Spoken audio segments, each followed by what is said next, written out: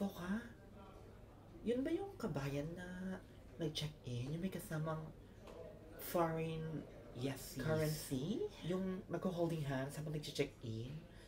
Akala ko nga interpreter kasi siya lang yung salita ng salita.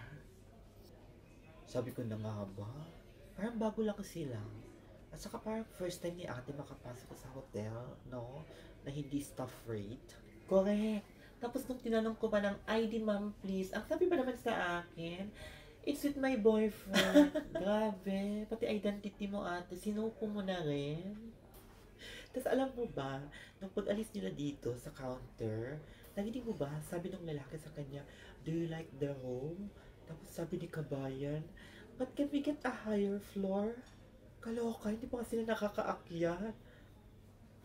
Pero alam mo, bet ko din si ate, apaka-brave niya no? Kasi ako, kahit meron akong foreigner na boyfriend, I always say, Sir, your passport. Pero siya sabi niya, babe, our passport. Like, our passport? Diba? Shaming. Tapos alam mo ba, Foka, last week, meron din kabayan na nag-check-in sa akin. Meron siya kasama. Oo. Sabi ni kabayan, hi, I'm checking in with my boyfriend, my fiancé. So, syempre tinanong ko, fiancé or financer?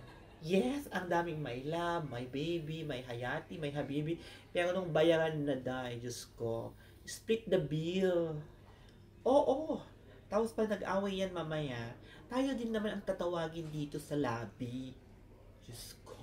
Just a friendly reminder, we see the check-in, we see the check-out, we see your checkmate, and always bring your self-respect and passport when you're bringing a foreigner boyfriend.